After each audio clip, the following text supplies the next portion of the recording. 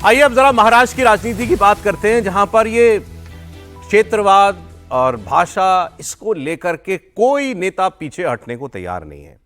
मराठी के विवाद में अब बात धमकी तक पहुंच गई है, सीधी सीधी खुली धमकी।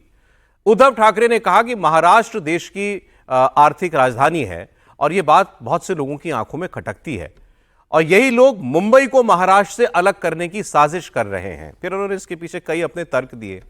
इन्होंने कहा कि भाई यहां से डायमंड उद्योग गुजरात कौन लेकर के गया, और हमारी इतनी इंडस्ट्री यहां पर लगनी थी, उसको गुजरात कौन लेकर के गया, बुलेट ट्रेन अहमदाबाद को क्यों मिली सबसे पहले।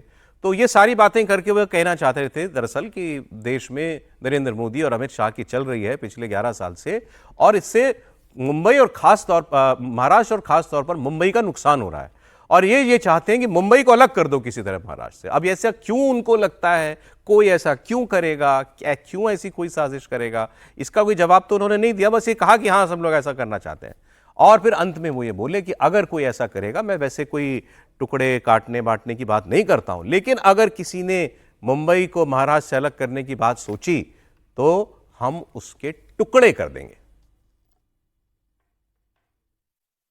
तोड़ने की भाषा तो नहीं हम कर रहे हैं, लेकिन मुंबई का महत्व खत्म तो होते करने जा रहे हैं वो, और इसलिए मुंबई में जितने सारे उद्योग थे, अन्य सारे वित्तीय ऑफिसेस भी थे, आर्थिक केंद्र, वो सारे गुजरात कौन लेके गया? यही लोग लेके गए ना। तो मुंबई तो महाराष्ट्र से कोई अलग नहीं कर सकता, जो भी करेंगे हम उनके टुकड़े करेंगे, ये तो मैं खुलेआम बोलता हूं। लेकिन साथ ही साथ ये भी नहीं हम होने देंगे कि मुंबई का जो महत्व है, मुंबई मेरे महाराष्ट्र की, अपने महाराष्ट्र की राजधानी है, साथ ही साथ देश की आर्थिक राजधानी मानी जाती है, और यही जो उसका महत्व है कुछ लोगों के आंखों में वो चुभता है वो। अच्छा, इसमें उन्होंने ये भी कहा, जैसे कहा कि डायमंड उद्योग कोई ले गए, वहां क्यों ले गए। फिर उन्होंने कहा आप मुंबई की फिल्म इंडस्ट्री भी छीनना चाहते हो। यूपी में एक फिल्म सिटी बनाने की बात योगी आदित्यनाथ ने की है, और वो अभी बहुत इनिशियल स्टेज में है। और अभी कोई सोच सकता है क्या कि मुंबई के बाहर कोई फिल्म सिटी किसी भी प्रदेश में, किसी भी शहर में बन जाएगी और मुंबई की फिल्म इंडस्ट्री उठ करके वहां आ जाएगी? ऐसा मुमकिन है क्या? लेकिन वो ये डर जरूर दिखा रहे हैं और कह रहे हैं मुंबई का महत्व कम नहीं होने देंगे। तो ये बात पहले हम पूछ लेते, बताइए त्रिपाठी जी बताइए, मुंबई का महत्व कम हो रहा है क्या किसी भी मायने में? नहीं, एक तो ये कि पता नहीं मतलब उद्धव ठाकरे तथ्य के तौर पर गलत बात कर रहे हैं। जो भी बीकेसी जाता है उसको पता है कि जो वहाँ की सबसे बड़ी बिल्डिंग है, जहाँ कम से कम 50 से 60 हज़ार लोग काम करते हैं। आप जो ऑफिस आवर जब शुरू होता है वहाँ चले जाइए तो लाइन लगी होती है, आप सड़क पे जाम लगा रहता है। तो वहीं पे वो डायमंड पॉलिशिंग का ही सबसे बड़ा, भी वहाँ अडानी अंबानी का बड़ा सेंटर नहीं है, सबसे बड़ा सेंटर उसी का है। दूसरा क्या है कि मुंबई इस लिहाज से नहीं रहा, चूंकि मुंबई सेंटर रहा तो यहाँ से जाता है, लेकिन बड़ा हमेशा सूरत और भावनगर रहा डायमंड पॉलिशिंग के लिहाज से। ये पता नहीं ये तथ्य के तौर पर क्यों कर, मुंबई तो इकोनॉमिक कैपिटल है ना, सारे फाइनेंशियल सारे सब लोग, और जब वहां सब पहुंचेंगे तो आप भाषा पूछ के पिटाई कर दोगे उद्धव जी और राज जी, तो कैसे चलेगा? मुंबई का महत्व अगर कोई कम कर रहा है तो उद्धव ठाकरे और राज ठाकरे। जहां तक रही बात फिल्म सिटी बनने की बात, तो इसमें क्या बुराई है भाई कि कोई भी राज्य अगर चाहता है तो वो बनाए। आंध्र प्रदेश में, हैदराबाद में बनी, उधर का बहुत काम हुआ, तमिलनाडु में भी उसका कुछ हिस्सा है, लेकिन उसके बावजूद जब बड़ा काम होना होता है तो आप वहां जाते हैं, मुंबई जाते हैं। दूसरा यूपी की, अगर यूपी में फिल्म इंडस्ट्री बनेगी तो उसमें केवल मुंबई के लोग उठकर आ जाएंगे, ऐसा थोड़ी, वो तो पूरे देश को आने के लिए कह रहे हैं। ये इंडस्ट्री इतनी एक्सपैंड हुई है, इतनी बड़ी इंडस्ट्री हो गई है, और इसके तरीके बदल गए हैं। अब उस तरह से शूट नहीं होता है कि वो गोरेगांव की फिल्म सिटी में जाकर वो सेट लगा हुआ है, ये पुलिस स्टेशन है, ये डाकघर, ऐसे नहीं होता है। अब रियल सेट्स पर सारी शूटिंग हो रही, जो राज्य कहता है, जैसे कम लोगों को पता है, लेकिन अभी हाल के दिनों में उत्तर प्रदेश जो बॉलीवुड की फिल्में हैं, जो हिंदी फिल्में, बॉलीवुड नहीं कहना चाहिए, तो वो जो हिंदी फिल्में हैं उसमें सबसे ज्यादा शूटिंग यहां होती। क्यों? क्योंकि उन्होंने ऐसी फ्रेंडली पॉलिसी योगी राज में बनी है, हर कोई आता है यहां अलग अलग शहरों। दूसरा ये फैक्ट है, ये फैक्ट है, यूपी में बॉलीवुड सबसे ज्यादा फिल्म इंडस्ट्री की शूटिंग हो ज्यादा होती है, सबसे ज्यादा शूटिंग हो रही है। और उसके पीछे एक वजह और समझिए, आपका बैकग्राउंड कौन सा है। आप चाहते हैं काशी पे फिल्म है, प्रयाग पे फिल्म है, मथुरा का सीन है, बरेली का सीन है, मतलब आप एक तरह से कहें ना तो उत्तर प्रदेश के अलग अलग से। और जब हम उत्तर प्रदेश कहते हैं, सिर्फ उत्तर प्रदेश नहीं, मध्य प्रदेश भी दिखता है उसमें, राजस्थान भी दिखता है, और जो रियल सेट पे शूटिंग है वो उन सेट से सस्ती पड़ती है। आप एक बार वहां जो लेकर चले गए, अरे और तो और लोगों को पता है अयोध्या तक में शूटिंग हो रही है। अभी अच्छा कि आपने फैक्ट्स दे दिए। आरोप दरअसल पॉलिटिकल है कि गुजराती मतलब मोदी जी और अमित शाह जी ये मुंबई का महत्व कम कर रहे हैं, ये है मोटा आरोप उनका।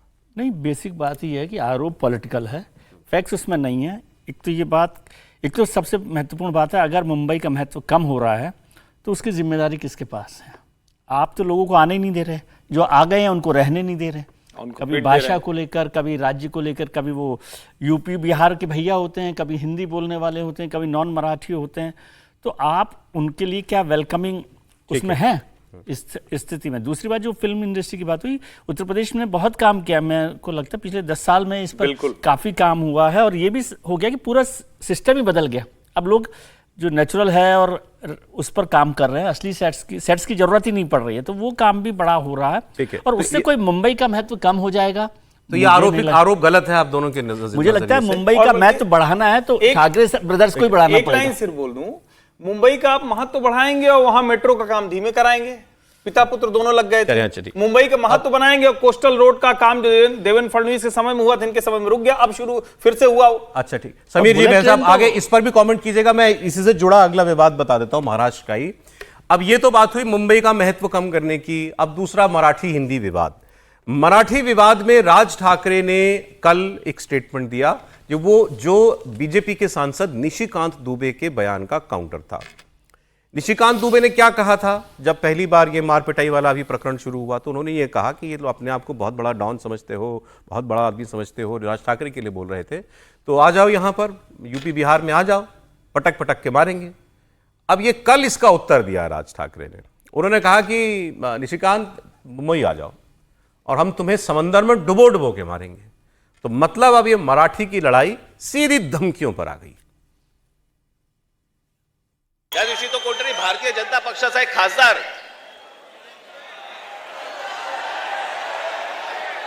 कोणतरी दुबे नावाचा कसा काय बोलला, मराठी लोगों को हम यहां पे पटक पटक के मारेंगे। झाली का केस त्याच्यावरती? हिंदी चॅनल वाल्यांनी दाखवलं का? पुढे चालवलं का? काही नाही। बघा कसं असतात, कसे असतात ते बघा। तू आम्हाला पटक पटक के मारणार दुबे? दुबेलाच मी सांगतो, दुबे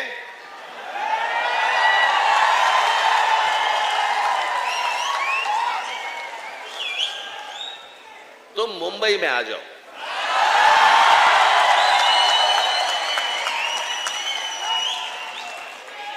मुंबई के समुंदर में डुबे डुबे कर मारेंगे। त्याला हिम्मत होते बघा कशी। तुम्ही जर काही बोललात तर त्याची राष्ट्रीय बातमी होते। तुम्ही जर कुठची मराठी माणसाबद्दल काही गोष्ट बोललात तर ती राष्ट्रीय बातमी। पण हे ज्यावेळेला बोलतात त्यावेळेला त्यांना माहिती असतं सरकार आमच्या मागे आहे। एक कह रहा है पटक पटक के मारेंगे, दूसरा कह रहा है डुबो डुबो के मारेंगे। खैर, महाराष्ट्र के मंत्री नितेश राणे कहीं विवाद हो और ये ना बोले, ऐसा तो हुआ नहीं आज तक। तो अभी राज ठाकरे पे बोले। उद्धव और राज ठाकरे पर नितेश राणे ने कहा कि ये ठाकरे ब्रदर्स क्या कटेंगे तो बटेंगे के ब्रांड एम्बेसडर हैं। ठाकरे बंधु मराठी हिंदी पर लोगों को बांट रहे हैं। ऐसा क्यों नहीं करते कि ये मदरसे बंद करा दें? मदरसों में क्या मराठी सिखाई जाती है? तो जाओ, हिम्मत है तो जाओ मदरसे बंद करके दिखाओ। जिहादों के माध्यम से चलाने वाले ये मदरसा को बंद करना चाहिए ना, कि वहां की कोई भी मराठी नहीं सिखाता। वहां तो हिंदुओं को कैसा खत्म करना है वो पढ़ाया जाता है अंदर। वो कान के नीचे बजाने की आवाज ये उधर की नया नगर से निकलनी चाहिए, क्यों नया नगर में कोई भी मराठी बोलता नहीं है। वहां तो डॉक्टर बाबा साहेब अम्बेडकर जी का संविधान भी मानने वाले लोग नहीं, उनको शरिया कानून उधर लागू करना है। देखिए, हमारी सरकार राज्य में है, लॉ एंड ऑर्डर पूरा हमारे कंट्रोल में है। हमारे देवेंद्र फडणवीस जी के नेतृत्व के नीचे ये सरकार है। कोई भी किसी को ऐसे मारेगा और कोई हम चुप बैठेंगे ऐसा कहीं भी लिखा नहीं है। आजमाना है तो आजमाओ, कोई प्रॉब्लम नहीं है, मगर हम किसी को इस तरीके से, और हम तो बार बार। समीर जी बताइए, अब क्या पटक पटक के मारेंगे, डुबो डुबो के मारेंगे, कह रहा है जाके मदरसा बंद कराओ? जैसे राज ठाकरे तो इसी तरह का भाषण देने के लिए जाने जाते हैं और देखिए इतने फ्रिक्वेंटली भाषण उनके कभी हुए नहीं। अगर आप देखेंगे तो एक भाषण के बाद वो लंबा समय का ब्रेक लेते हैं, लेकिन अभी जब उद्धव ठाकरे के साथ उन्होंने एक साझा रैली में भाषण दिया उसके तुरंत बाद उनका दूसरा भाषण है। मतलब ये तय है कि अब वो महाराष्ट्र की राजनीति के अंदर एक बड़ा रोल भूमिका अपनी देख रहे हैं उद्धव ठाकरे के साथ मिलकर, या फिर वो मराठी मुद्दे को लेकर गूंज रहे हैं। देखिए निशिकांत दुबे ने जो बयान दिया निश्चित रूप से वो निंदनीय बयान था, इस तरह से बयान देना नहीं चाहिए और राज ठाकरे ने भी इस तरह के बयान को नहीं देना चाहिए। लेकिन होता क्या है, राज ठाकरे ने बयान दिया, निशिकांत दुबे ने बयान दिया, अब कल मनसे के एक नेता का आ गया कि निशिकांत दुबे नहीं आएंगे तो मुंबई के अंदर जितने दुबे हम उनको निशिकांत दुबे समझ लेंगे। कौन बोला? एक मनसे के नेता ने बोला कि दुबे तो नहीं आएगा लेकिन बंबई में जितने दुबे हम उनको निशिकांत दुबे का वंशज समझ लेंगे। तो इस तरीके से दो बड़े नेताओं की बयानबाजी से गरीब आदमी जो बंबई में अपनी नौकरी कर रहा है, धंधा कर रहा है, वो इस तरीके से मारपीट में आ जाता है। कल ही एक मारवाड़ी व्यक्ति को फिर पिटाई की गई है मनसे की तरफ से। तो मुझे लग रहा है कि देवेंद्र फडणवीस को ये देखना चाहिए और सुप्रीम कोर्ट ने यह मामला सुनवाई के लिए लिया है। एक वकील गए हैं कि भाई इस तरीके से जो मारपीट हो रही है, तो सुप्रीम कोर्ट ने भी इस मामले को सुनवाई अब होने वाली है कि भाई जिस तरीके से भाषा के नाम पर मारपीट उत्तर भारतीय लोगों के साथ हो रही है, देवेंद्र फडणवीस को मराठी है, देवेंद्र फडणवीस को देखना चाहिए कि लॉ एंड ऑर्डर को लेकर इस तरीके से बयानबाजी करना, राज ठाकरे के ऊपर केस जरूर होना चाहिए। भी एक हद से ज्यादा नहीं हो जानी चाहिए सर। नहीं, बयानबाजी में सीधे सीधे धमकी है, उसे बयानबाजी नहीं है। वो कह रहे हैं मारो, वीडियो मत बनाओ, आप सीधे कह रहे हो कि आप पीटो लेकिन वीडियो मत बनाओ। हमें लगता है कि अच्छा अब खत्म हो गया, फिर एक नई किस्त जारी हो जाती है इन ऐसे बयानों की। अब ये कि साहब वो जो बीजेपी के मंत्री हैं उनकी सुई अटकी हुई है इस बात पर कि मुसलमान से बुलवा के दिखा दो। अब मदरसे पे आ गए। देखिए आप बिल्कुल सही कह रहे हैं। निशिकांत दुबे के साथ साथ तो खैर राणे साहब के बारे में अभी नहीं बोलूंगा मैं, सिर्फ निशिकांत दुबे का ये कह सकता हूं कि हमेशा से कंट्रोवर्सी में रहे हैं, चाहे वो सीजीआई का ऊपर कमेंट्स थे, संजीव खन्ना के ऊपर, या फिर फॉर्मर सीईसी कुरैशी के ऊपर थे, या उनकी फेक डिग्री के ऊपर थे। तो कहीं ना कहीं हमेशा से वो रहे हैं फेक डिग्री एलिगेशंस के ऊपर। अच्छा, लेकिन साथ में एक बड़ी इंटरेस्टिंग चीज है सौरभ जी, वो स्टैंडिंग कमेटी ऑफ होम के मेंबर हैं और निशिकांत दुबे, और इसका एक फंक्शन है होल्डिंग एग्जीक्यूटिव अकाउंटेबिलिटी और executive branch accountable for its actions and decisions that they align with national interest.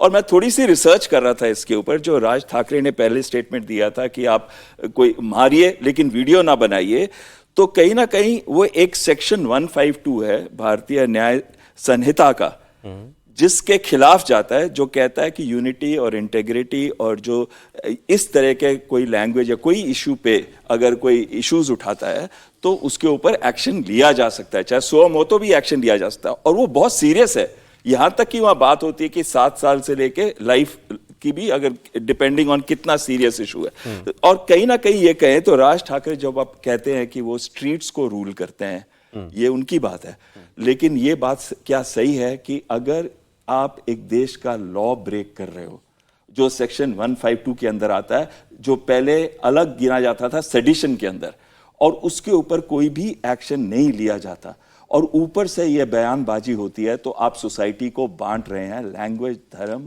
और इसके अलावा क्या, ये बिल्कुल ठीक कह रहे हैं आप। और ये नीतीश राणे साहब से एक बात कहनी है कि अगर मदरसों में आपको मालूम है हिंदुओं को कैसे खत्म करना ये सिखाते हैं, तलवार चलाना सिखाते हैं, आतंकवादी बनाते हैं, तो आप सरकार में कैबिनेट मंत्री हो, राज ठाकरे क्यों बंद करेंगे? आप बंद करो मदरसे और जाओ जाकर के बोलो देवेंद्र फडणवीस को ये इस मदरसे में ऐसा ऐसा आतंकवाद पढ़ाया जा रहा है, बंद करवा दो उनको।